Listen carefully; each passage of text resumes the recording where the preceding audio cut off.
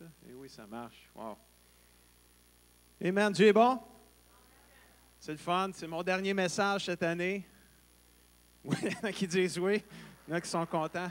C'est Alain qui a dit oui, là? Toi qui as dit oui, là? Ici, Alain. Ici.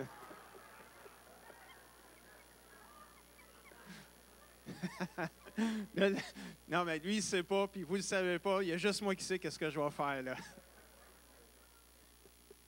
Tu peux-tu partager qu'est-ce que Dieu a fait pour toi il y a quelques semaines? Il dit, je le savais.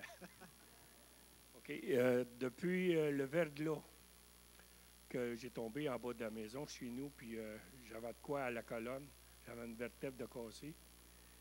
Et puis, à tous les jours, à peu près, je le disais, à peu près 10 fois par jour, si ce n'est pas plus, je suis guéri par ces meurtrissures.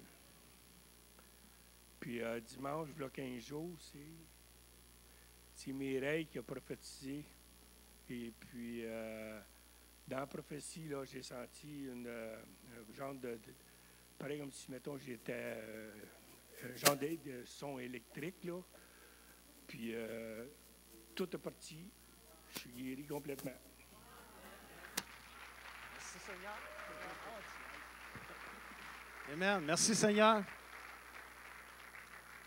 Peut-être qu'il y en a qui se demandent, là, quelqu'un a prophétisé, il y a une prophétie. Et souvent, des fois, quand on fait la louange, on a des chants. Des fois, il y a des gens qui ont une prière, une parole qui est partagée dans la louange. Et c'est ce que des fois, c'est une prophétie, c'est Dieu qui parle. Et Dieu a guéri dans cette réunion-là. Donc, méprisons pas les prophéties parce que des fois, Dieu agit aussi. C'est bon de le savoir. Amen. Donc, une naissance qui prend tout son sens.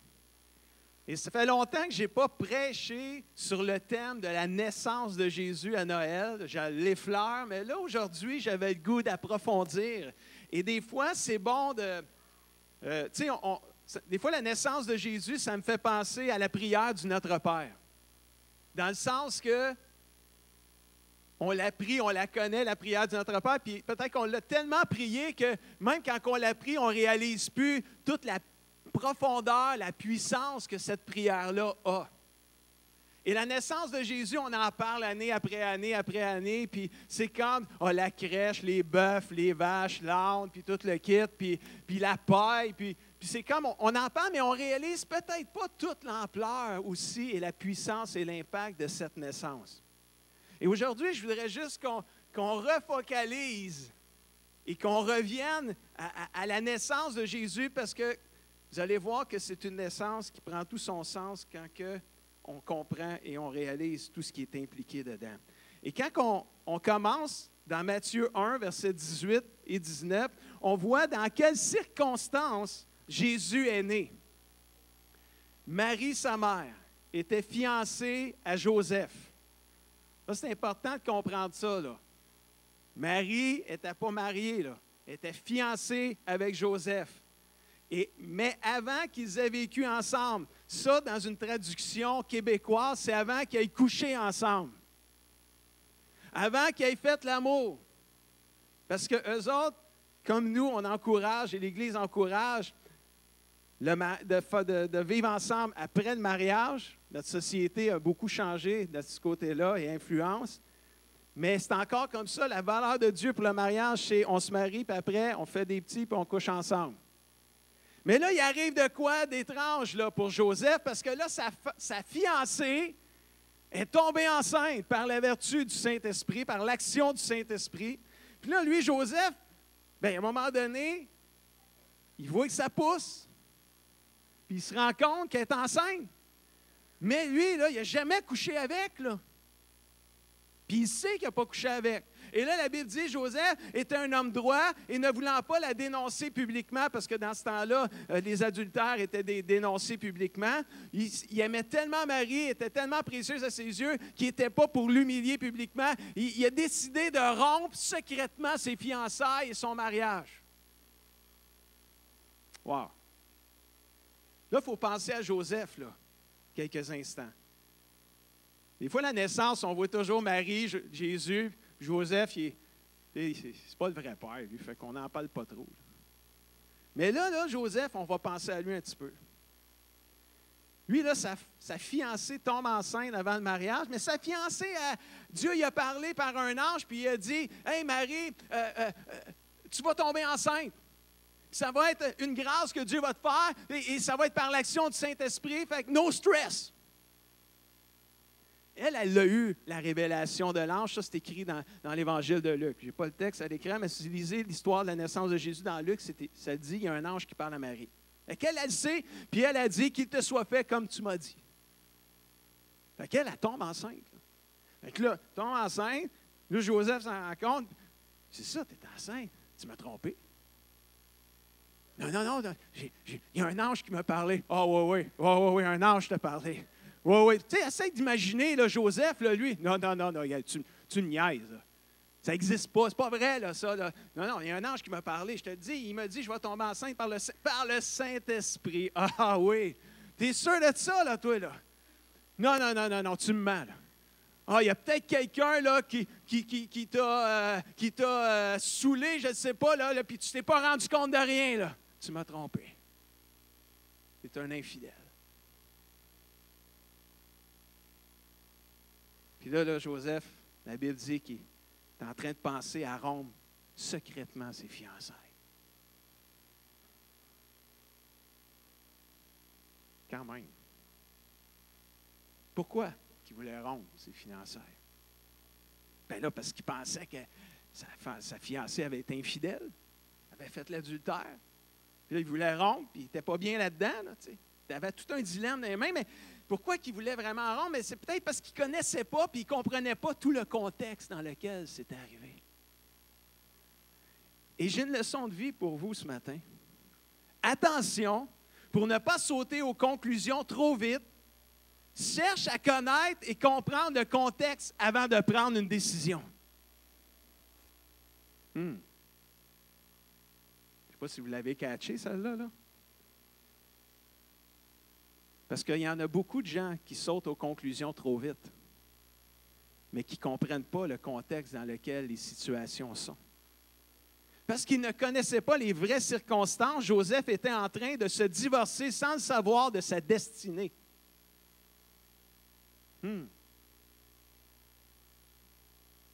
Quand tu ne cherches pas à comprendre et à connaître le vrai contexte d'une situation, tu vas arriver plus souvent qu'autrement à une mauvaise conclusion qui va te conduire à une mauvaise décision ou à un mauvais jugement devant d'une personne.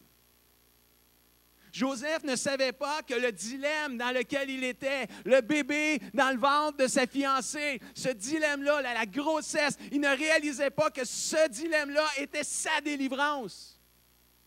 Parce que c'était Jésus qui était dedans, dans le bébé, dans le ventre. Pas dans le bébé, mais dans le ventre. Mais il était dans le bébé aussi.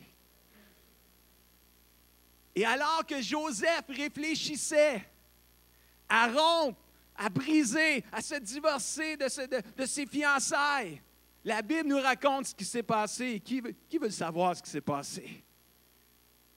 Ou on a hâte que tu arrives, là. Comme il y pensait, Matthieu 1, verset 20-22, comme il y pensait, un ange du Seigneur lui apparut dans un rêve. Alors, il avait besoin de ça, lui aussi, d'avoir un ange qui lui apparaissait. Parce que Marie, elle l'avait eu, l'ange. Puis lui, là, il avait besoin là, de quelque chose de concret parce que pour lui, ça n'avait aucun sens. Comme il y pensait, un ange du Seigneur lui apparut dans un rêve et lui dit, « Joseph, descendant de David, ne crains pas d'épouser Marie. » Oh, ça a dû faire du bien entendre ça. « Car c'est par l'action du Saint-Esprit qu'elle attend un enfant. » Oh, elle n'est pas folle de bord, Marie. Là. C'est vrai ce qu'elle me dit. Là. Et elle mettra au monde un fils que tu appelleras Jésus, car il sauvera son peuple de ses péchés. Son dilemme était sa délivrance. Alléluia. Wow. Et là, c'était en train de se révéler. Et là, la Bible dit au verset 22, « Tout cela arriva afin que se réalise ce que le Seigneur avait dit par la prophétie. » Tout ce qui est arrivé comme ça, ça devait arriver comme ça. Parce que c'était prophétisé, c'était annoncé dans le livre d'Ésaïe. C'est quoi qui était annoncé? Ça continue. L'ange, il lui parle pour verset 23, ça dit, « La Vierge. » Vous savez, c'est quoi une vierge? Et c'est bon. C'est quelqu'un qui n'a pas eu de sexualité, de rapport sexuel. Ah ben, avant le mariage ou avant n'importe quoi, là, que ça n'a jamais arrivé. Quand tu n'as jamais eu, tu es une vierge pour une fille. C'est pas négatif, là, c'est la réalité. Une vierge, c'est quelqu'un qui n'a pas eu de rapport sexuel. Et là, la vierge sera quoi? Aïe aïe! Ouh! Et mettra au monde un fils qu'on appellera Emmanuel. Ce nom signifie Dieu est avec nous. Quand Joseph se réveilla, il agit comme l'ange du Seigneur lui avait ordonné et prit Marie comme épouse, mais il n'eut pas de relation avec elle, sexuelle, là, entre guillemets, là, que c'est pas écrit, mais c'est ça, ça veut dire, jusqu'à ce qu'elle ait mis au monde son fils que Joseph appela Jésus. Mes amis, la naissance de Jésus prend tout son sens quand tu comprends et connais le contexte et les circonstances dans lesquelles celle-ci a pris place. Le premier sens de sa naissance, c'est que Dieu est devenu un humain. Ça, là, c'est vraiment trippant. La prochaine partie, moi, elle me fait « wow ». Elle m'excite bien raide. Parce que Dieu est devenu un humain par Jésus. Jésus, il était parfaitement Dieu, puis parfaitement homme, humain. L'œuf qui a reçu la semence, le fœtus, pour que vous me compreniez, là, ceux qui ne comprennent pas, qui a reçu la semence, le sperme, là, on va parler des vraies affaires, tous les enfants sont en bas et aujourd'hui, c'est bon. Cette semence-là, l'œuf qui a reçu la semence, était humain. Vous comprenez? Parce que c'était Marie qui avait l'œuf. Marie, c'est une humaine, c'est une femme. L'œuf qui a reçu la semence était humain. Mais la semence, elle n'était pas humaine. Elle était pure, elle était parfaite, elle était divine parce qu'elle venait du Saint-Esprit. Wow! Le Saint-Esprit est venu déposer la semence, Dieu, fait homme. Passer, puis là, pour être un homme, il fallait qu'il passe par une femme. De toute façon, pour venir sur la terre, tu n'as pas le choix. Anyway, il faut que tu passes par une femme. Puis la seule personne qui peut être parfaitement homme et parfaitement Dieu, il faut qu'il y ait une semence parfaite, une semence divine, une semence pure. Parce que tous les êtres humains, depuis que Adam et Ève ont péché, on est tous des êtres humains imparfaits, impurs. Alors, quand on fait des petits, nous les hommes, quand on se marie et qu'on fait des enfants, notre semence, notre sperme, il n'est pas pur, là. Ça ne fait pas des enfants purs, nous autres, là. On me suit? Parce que c'est important de comprendre ça, parce que c'est là qu'on voit que Jésus, c'est plus que juste un prophète. Ce que les gens... C'est plus que juste un bon gars qui a passé sa terre, là. C'est plus que ça, Jésus. Jésus, c'est Dieu qui est devenu un humain, qui a vécu parmi nous, qui est mort sur la croix, qui est ressuscité, qui est monté au ciel. Notre Jésus, le chef de notre foi, il est vraiment quelqu'un, il est vraiment Dieu. Alléluia. Et il vit encore aujourd'hui, contrairement à tous les chefs des religions extérieures au christianisme. Tous leurs chefs, il n'y en a pas un qui est né d'une semence pure, parfaite et divine. Ils sont tous nés d'une semence d'homme. Puis oui, ils sont nés par une femme, mais ils sont tous nés par une semence d'homme. Ce n'est pas des êtres parfaits. Mais Jésus, il a quelque chose de différent. Lui, il est né par une semence. Oui, il est né d'une femme, c'est vrai, mais il est né par une semence incorruptible, impérissable et parfaite. Alléluia. Il est né du Saint-Esprit. Donc, Jésus est à la fois humain et Dieu. Juste par sa naissance, on peut expliquer ça. Il ne pouvait pas naître de la semence de Joseph, parce que Joseph était un être imparfait. C'est impossible. Si Jésus était né par Joseph, il aurait été un homme comme toutes nous autres. Mais Jésus n'est pas né par un homme, il est né par le Saint-Esprit.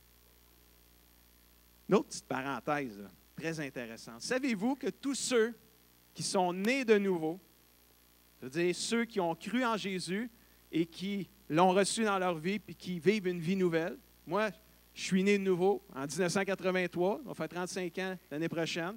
Il y en a, ça fait pas longtemps. Il y en a, ça fait très longtemps.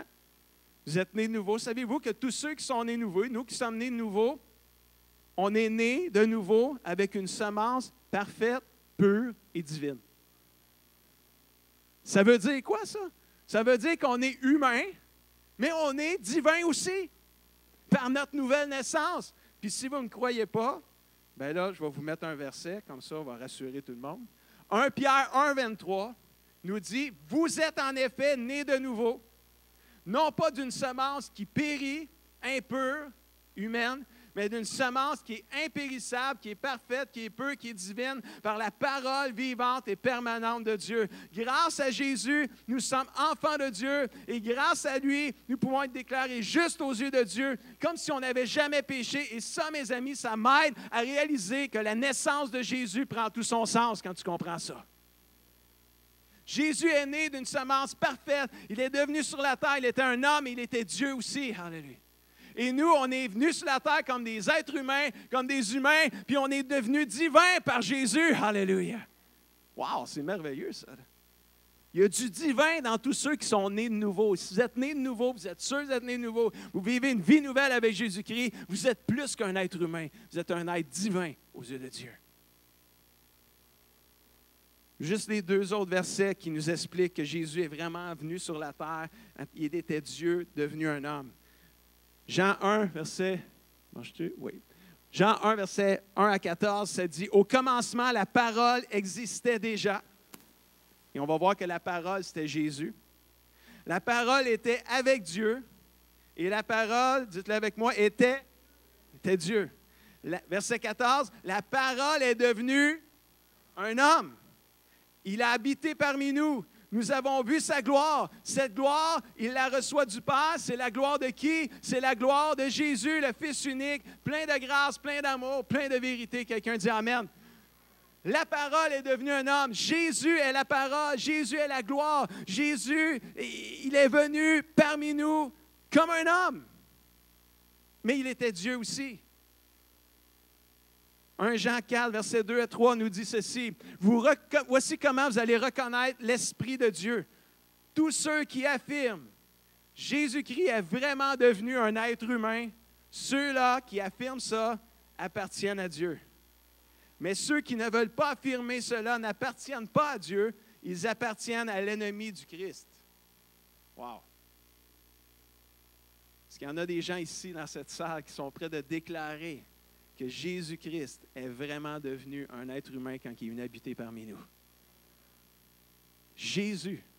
Parce que si tu n'es pas capable de déclarer ça, tu n'appartiens pas à Dieu, mon ami. C'est une solide déclaration, ça. Là. Jésus, c'est plus que la naissance d'un bébé. C'est vraiment Dieu qui devient un humain comme nous. Wow! Mais j'arrête pas l'histoire là. On continue l'histoire. Là, on vient d'apprendre qu'il ne faut pas sauter aux conclusions trop vite. Parce qu'on peut faire des erreurs. On peut prendre des mauvaises décisions. Joseph, il était sur le point de prendre une mauvaise décision. Mais là, l'ange est venu, puis lui a donné le vrai contexte. Comment Marie est tombée enceinte. Et là, quand il a reconnu, il a compris, il a connu, qu'est-ce qu'il a fait? Il a pris la bonne décision. Il a suivi le conseil de l'ange, puis il a marié Marie. Et là, il a marié Marie. Puis là, il fallait qu'elle accouche. Il n'a toujours pas accouché, hein? Tu savais pas? Je ne t'ai pas rendu là encore. Là. Juste parler du début, la conception. Là. Fait qu'ils ont fait ces 9 mois de grossesse, puis là, c'est le temps d'accoucher.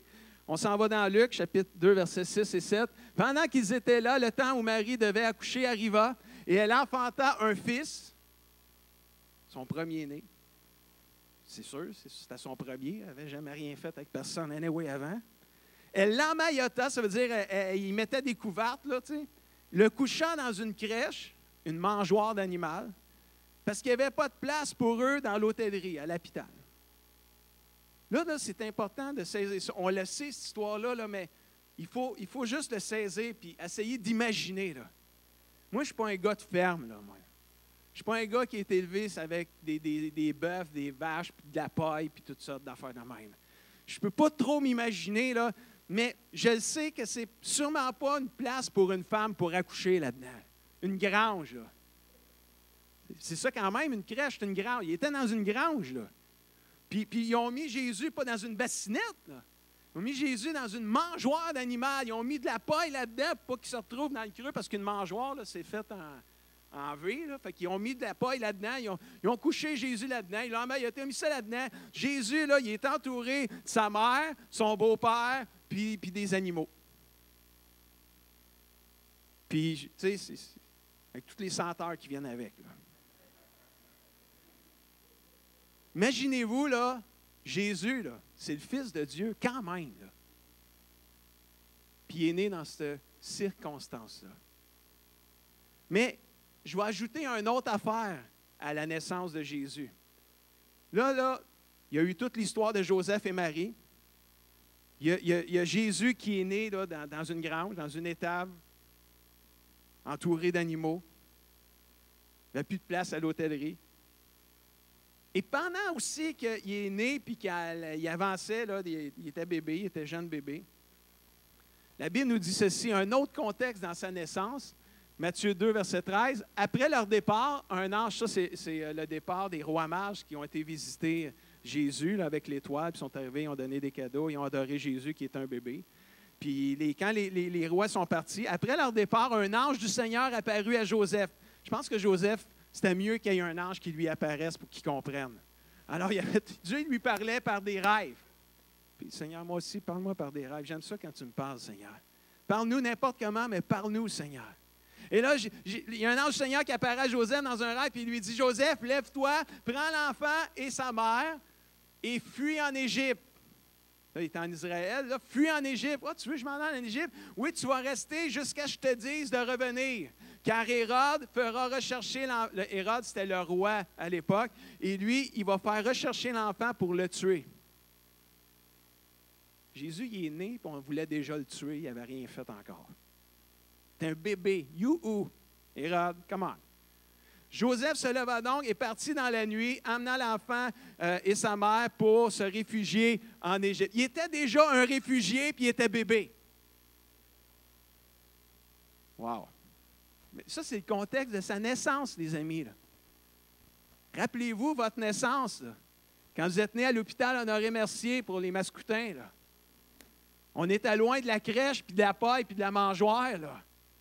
Puis le premier ministre qui voulait tuer bébé, il n'y avait pas de ça dans notre temps. Là. On continue. Et là, il est resté en Égypte. Joseph, Marie, Jésus ont grandi. Ils ont resté là jusqu'à la mort d'Hérode. Ainsi s'accomplit ce que le Seigneur avait dit par le prophète. J'ai appelé mon fils à sortir d'Égypte. Écoute, c'était déjà... Il fallait que ça arrive. Anyway, ça avait été déclaré dans l'Ancien Testament. Il fallait que quelque chose arrive pour que Jésus s'en aille hors d'Israël, s'en aille en Égypte, puis qu'il ressorte d'Égypte à un moment donné. Quand Hérode s'aperçut que les mages s'étaient moqués de lui, les rois mages, parce que lui, il avait envoyé les rois mages aller voir Jésus, puis vous reviendrez me dire, il est où pour que j'y aille le tuer, finalement. C'était ça son plan. Mais les rois mages ont été déviés, ils ont déjoué le roi, ils n'ont pas été parce qu'eux autres aussi ont été avertis de ne pas aller voir Hérode. Alors, quand Hérode s'aperçut que les mages s'étaient moqués de lui, il est devenu choqué bien noir, là. La boucane, il sortait de partout.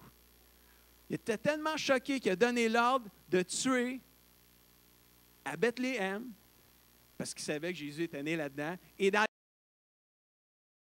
les environs, tous les garçons en dessous de 2 ans, on ne prend pas de chance. Tout ce qui est boy, on tue ça. Imagine-toi, là, c'est fou, raide, là. Ça, c'est le contexte de la naissance de notre Sauveur. C'est le contexte dans la naissance de notre Jésus, de notre Seigneur. Jésus, il est né dans une étable entourée d'animaux. Il est né dans une mangeoire où les animaux mangent. Il est né dans une époque où le roi voulait le tuer, alors qu'il n'était qu'un petit bébé vulnérable et qu'il n'avait rien fait. Il n'est pas né dans la ouate, Jésus. Comprenez-vous ça, là? Oh, vous autres, c'est sûr, toi, là, t'es né dans la ouate. Tu sais, il y en a qui disent ça du monde. Hein? Oh, oui, t'es né dans une famille de riches, toi, t'es né dans la ouate, là, tu sais, puis on se compare, là. Compare-toi au Sauveur, puis regarde, tu vas être heureux. Oh, yeah! Compare-toi à Jésus. Il n'y a plus un qui va se plaindre ici de rien ici. Aïe, aïe, la naissance de Jésus est un des plus grands événements de toute l'histoire. On en parle encore aujourd'hui, en 2017. Elle a eu lieu dans la plus humble des circonstances. Probablement le pire endroit pour accoucher, mesdames qui avaient déjà accouché d'un petit. Là. Can you imagine? Il faut que ça sorte en anglais. Tu peux-tu imaginer accoucher dans une grange? Mesdames, là. Auriez-vous aimé ça? Bon, ça répond à la question. C'est probablement le pire endroit pour accoucher. Déjà qu'à l'hôpital, on n'a pas de reste, là. On est déjà stressé. Imagine-toi dans la grange. Puis il n'y a pas d'infirmière, puis il n'y a même pas de doc en plus. Pas des docs, mais de docteurs, ça je voulais dire. Jésus est né dans le pire endroit pour accoucher, très certainement l'endroit le moins confortable. Voilà une naissance qui prend tout son sens. Et quand on regarde la vie de Jésus sur la terre, il a pu accomplir le plan de Dieu, le Père, jusqu'au bout et parfaitement, malgré des circonstances défavorables. Malgré qu'on a toujours voulu courir après pour le tuer, c'est jamais arrivé. Jésus a pu accomplir le plan de Dieu parce qu'il n'y a pas de circonstances qui peuvent empêcher le plan de Dieu d'agir parce que toute chose concourt au bien de ceux qui aiment Dieu. Alléluia. Ah, ça, c'est bon, ça. Ça, c'est bon. Je ne sais pas, mon frère, ma soeur, mes amis, je ne sais pas quelles sont vos circonstances présentement. Je ne sais pas dans quelles circonstances vous êtes présentement. Mais si tu es un enfant de Dieu né de nouveau, si tu aimes vraiment Jésus de tout ton cœur, Dieu a sa main sur ta vie et sur tes circonstances. Et il va faire concourir pour ton bien ce que tu es en train de vivre présentement. Alors, fais attention avant de sauter aux conclusions. Parce que tu pourrais prendre une mauvaise décision. Oh, ça c'est bon. Pense à Joseph. Peut-être que tu vas prier, tu vas dire, Dieu, j'ai besoin d'une révélation. Ça rime, par exemple. Avant de sauter aux conclusions, fais attention. Tu pourrais prendre une mauvaise décision, mais si tu as une révélation, tu vas arriver à la bonne solution. Quelque chose de même, quand même. Félicitations. Elle est bonne, elle est bonne. Écoute, je viens d'épuiser mon répertoire de créativité là, ici. Romains 8, verset 28. Écoutez bien ça, on lit ce verset-là souvent, mais là, j'ai souligné quelque chose que peut-être on met moins d'emphase dessus. Nous savons que toute chose contribue au bien de ceux qui aiment Dieu. Ça, on aime ça, on en parle gros. De ceux qu'il a appelés selon son plan. Des fois, on arrête à toute chose concourt au bien de ceux qui aiment Dieu, puis c'est extraordinaire, là. Mais toute chose concourt au bien de ceux qui aiment Dieu et de ceux qu'il a appelés selon son plan. Dieu a un plan pour ta vie. Dieu a une destinée et un projet pour toi. Et la prochaine leçon de vie qu'on apprend de la naissance de Jésus, c'est qu'il n'y a aucune circonstance qui peut empêcher le Seigneur d'accomplir son plan, son projet, sa destinée pour ta vie si tu l'aimes vraiment. Si quelqu'un va dire amen à ça, ça c'est puissant, ça. Ça, c'est très bon, ça. Là. Quand on prend le temps de méditer sur la naissance de Jésus, on comprend mieux tout l'impact et le sens de celle-ci sur nos vies. Des fois, comme je disais, on l'a tellement entendu, la naissance de Jésus, on a tellement passé du temps, on la lit, puis c'est comme la prière de notre Père, on l'entend, on l'écoute, à un moment donné, c'est comme si on l'a pris, puis on ne l'a pris plus, ou on l'entend, ou on ne l'entend plus. Là. On l'a tellement entendu qu'on ne réalise plus toute la puissance qu'il y a derrière la naissance du Sauveur et du Seigneur. Mais quand tu réalises et tu connais et comprends le contexte dans lequel Jésus est né, tu te dis, aïe, aïe, wow! Dieu est vraiment venu sur la terre, prendre la forme d'un homme pour nous donner l'espoir de vivre éternellement avec lui pour l'éternité. Mais, boy, ça n'a pas été facile. Ça n'a pas été facile pour Jésus de venir sur la terre. Ça a commencé dans le ventre de sa mère. Ça a failli scraper toutes les affaires. Joseph, il a failli scraper tout ça. Suivez-vous, quand tu commences à réaliser ça, ça a parti, là, pas juste quand Jésus a fait des miracles, quand il ne voulait plus, même quand il est tombé dans le ventre de Marie, ça a failli scraper les affaires. Là. Mais là, Dieu intervient. À chaque fois, Dieu intervient. Puis là, tu penses que toi-même, ta vie, là, avec toutes les épreuves, puis les choses qui arrivent, puis tu penses que ta vie, c'est foutu. Si tu aimes Dieu, ta vie n'est pas foutue. Alléluia. Parce que Dieu va faire concourir pour ton bien tout ce qui est en train de t'arriver. Alléluia. C'est juste que pendant que ça arrive, tu ne peux pas t'imaginer qu'il y a du bien qui va sortir de ça. Mais fais confiance à Dieu. Aime-le de tout ton cœur, puis tu vas le voir, ça va arriver. Ça fait 35 ans que je vis ça. Je le crois, je l'ai vécu, puis je vais encore le déclarer. Je vais aimer Dieu de tout mon cœur, peu importe ce qui est en train de m'arriver. La question à se poser, la vraie question, c'est pas est-ce que tu vis des épreuves? C'est pas est-ce que tu vis des moments difficiles présentement? Est-ce que tes circonstances sont défavorables comme elles étaient avec Jésus? La bonne question à se poser, c'est est-ce que tu aimes Dieu vraiment? Combien croient que la naissance de Jésus prend tout son sens? Parce que si tu aimes Dieu vraiment, il va faire concourir toutes choses pour ton bien. C'est quoi j'ai dit? Toutes choses. Parce qu'il y a un projet pour toi. Il t'a appelé selon son plan. Puis il n'y a rien, il n'y a pas une circonstance qui peut empêcher le plan de Dieu d'arriver sur ta vie. Wow! Moi, je dis wow à ça. Moi, je dis amen à ça, je dis wow. Mais la question, c'est, est-ce qu'on aime Dieu vraiment? Oh oui, moi, pasteur, tu sais, j'aime Dieu. Hey, non, c'est pas ça que je veux savoir. Moi, tu peux me dire des choses. Est-ce que tu es capable de dire à Dieu, Dieu, est-ce que tu sais que je t'aime vraiment? Parce qu'à moi, là, tu peux dire toutes sortes d'affaires. Mais Dieu, il connaît ton cœur. Es-tu capable de dire à Dieu, Papa, Céleste, je t'aime vraiment? Quelque chose, ça, très, très différent. Je sens quelque chose là, avec ce que je viens de dire là. Je n'étais pas prévu que je dise ça. Là. De dire à Dieu, de se fermer nos yeux puis de parler à Dieu et de dire, Seigneur, je t'aime vraiment. Oh! Tu ne peux pas dire ça à Dieu si tu ne l'aimes pas vraiment. Parce qu'à Dieu, tu ne peux pas le mentir. Peut-être qu'il y en a ce matin, vos circonstances ont étouffé l'amour que vous aviez pour Dieu. Puis là, il y a des circonstances qui sont arrivées. Vous n'avez pas compris le contexte dans lequel ces circonstances-là sont arrivées, mais vous avez sauté à des conclusions. Puis là, ça vous a amené à prendre des mauvaises décisions. Ça vous a ralenti, ça vous a refroidi. Il y a quelqu'un qui vous a blessé. C'est vrai, ce n'est pas le fun, les blessures. Mais peut-être qu'il y a quelque chose qui est arrivé qui a fait que cette personne-là vous a blessé. Ça ne veut pas dire que qu'elle a fait, ce n'est pas correct. Puis ça n'a pas besoin d'être dit puis d'être réglé. Ce n'est pas ça que je suis en train de dire. Là. C'est juste que des fois, on saute à nos propres conclusions et on développe dans le fond de notre cœur de l'amertume, de la rancune, de la déception, de la frustration qui peuvent, parce que le diable il est là pour nous éloigner de Dieu, qui peuvent nous éloigner de Dieu puis enlever le feu, la joie et la passion qu'on a pour Dieu. Parce que si on aime Dieu vraiment de tout notre cœur, toutes choses, il va les faire concourir pour notre bien. Parce qu'il nous a appelés selon son projet, son plan. Ça, là, il ne faut pas perdre l'amour de Dieu. Il ne faut pas perdre l'amour qu'on a pour Dieu, frères et sœurs. Puis moi, ça fait tellement d'années que je suis dans l'Église que je l'ai expérimenté, je le vois de mes yeux, je le vis personnellement.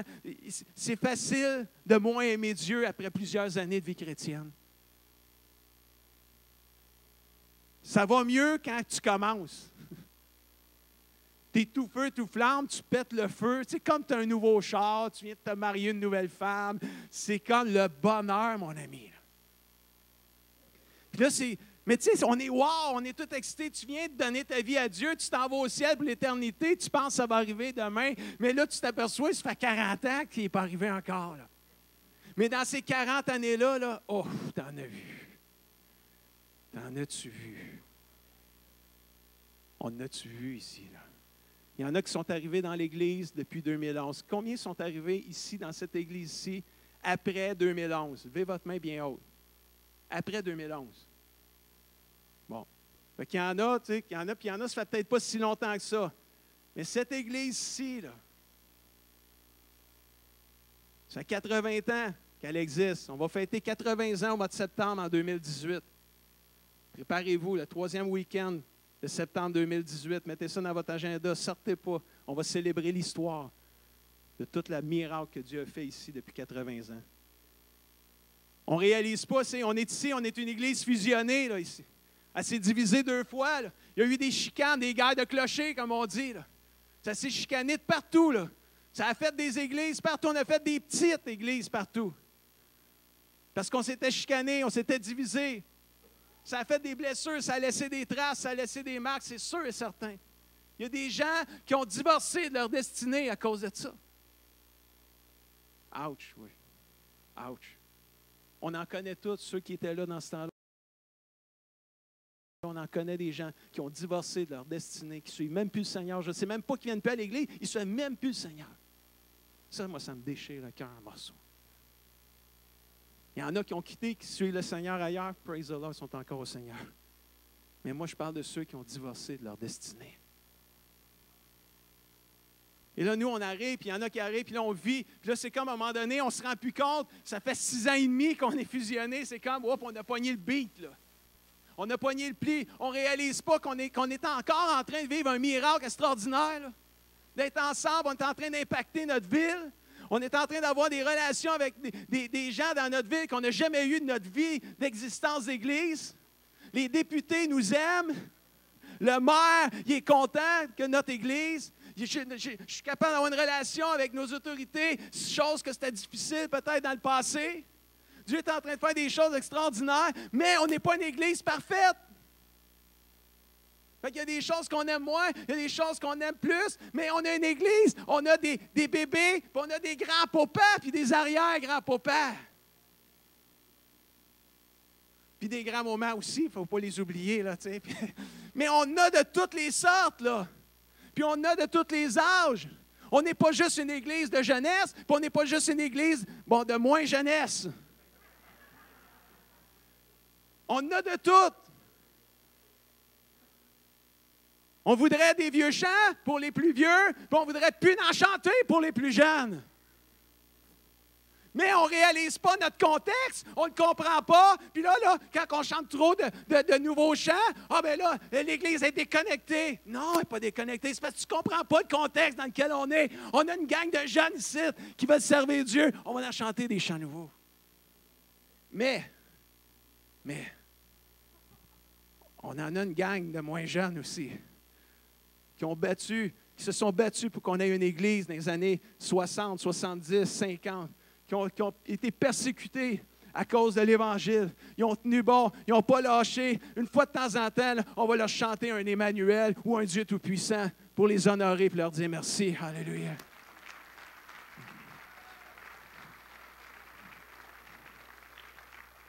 Mais mes personnes âgées, ne soyez pas offensées quand on chante des chants nouveaux. Ça fait partie de la Bible. Et oui, chante à l'Éternel un chant nouveau. C'est important qu'on chante des chants nouveaux. Il ne faut pas lâcher.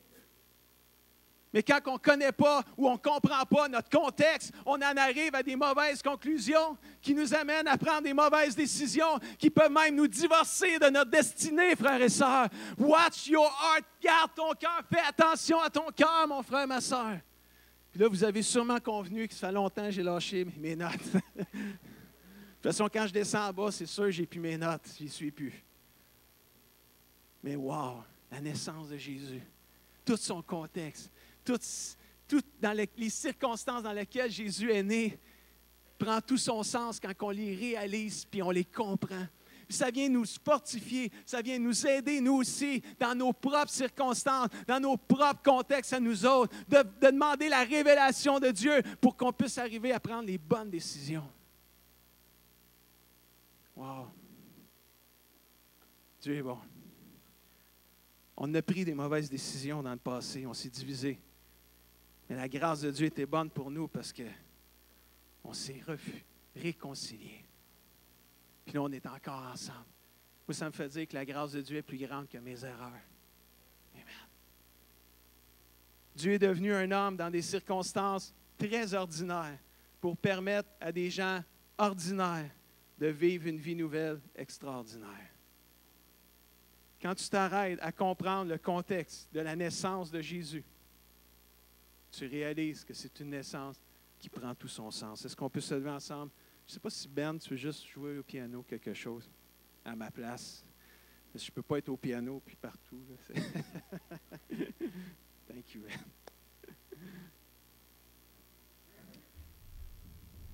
Oh, Dieu est bon. Combien il y en a qui aiment Jésus, la parole de Dieu ce matin? Juste avant de partir, on aimerait ça. Je veux prendre un temps de prier avant.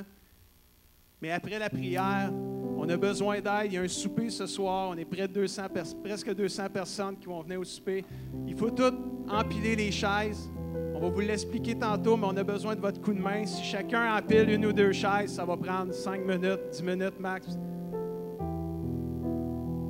Mais juste avant,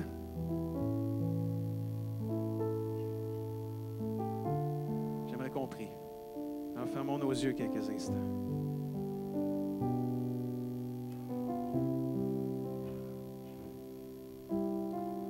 Merci Seigneur. Il y a peut-être des gens dans cette salle. Je ne connais pas vos vies, je ne connais pas votre cœur, je ne connais pas ce qui se passe en dedans de vous autres. Mais c'était fort sur mon cœur, ça, cette semaine. Je crois qu'il y en a qui sont en train de réfléchir à peut-être se divorcer de leur destinée. Vous êtes découragés, vous êtes sur le point d'abandonner, c'est ça que ça veut dire. Vous êtes sur le point de tout quitter. Mais la parole de Dieu est arrivée au bon moment ce matin. Comme elle est arrivée au bon moment pour Joseph. Alors qu'il était sur le point de rompre avec Marie. Alors qu'il était sur le point de briser sa destinée.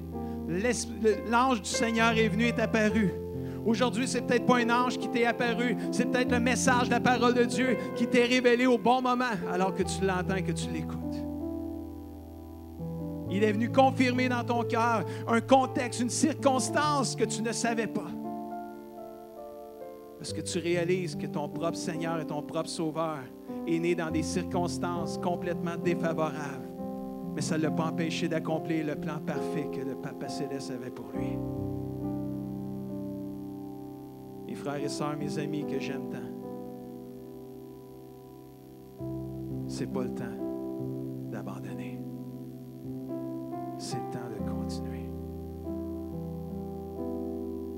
Ne laisse pas les circonstances de la vie éteindre l'amour de Dieu dans ton cœur envers Dieu. Peut-être il y en a des gens aujourd'hui qui ont besoin de demander pardon à Dieu. Parce que leur amour s'est refroidi à cause de toutes sortes de choses. Aujourd'hui, on ne veut pas chercher à justifier. On veut juste se réconcilier avec le Père. On veut juste se réconcilier avec notre Dieu. Pardon, Seigneur. Pardon, Seigneur. Pardon, Seigneur. Merci de m'aimer. Merci de me pardonner. Pardon, Seigneur. De t'avoir moins aimé depuis quelque temps. Pardonne-moi. Je t'aime, Papa Céleste. Perds pas cet amour-là, mon frère, ma soeur. Non, rien ne me séparera de l'amour de Dieu. Non, rien ne me séparera de l'amour de Dieu. Absolument rien. Absolument rien. Sophie, c'est ton chant, ça. Allez, juste ce soit toi qui chante. Je sais que Ginette est là. Tu feras back voice, Ginette. Mais non, rien ne me séparera, c'est ça. Toute fois que j'entends Sophie chanter ce chant-là, c'est wow. Puis, peut-être prendre ce micro-là. J'aimerais qu'on chante ça en terminant. Et qu'on chante avec passion. notre Dieu mérite qu'on l'aime jusqu'au bout. Wow. Puis pendant qu'on va chanter, puis je ne sais pas si Denise ou Isabelle ou quelqu'un va mettre les paroles à l'écran. Qu'on chante, puis que ce soit notre déclaration d'amour envers Dieu. Wow. Après ça, on va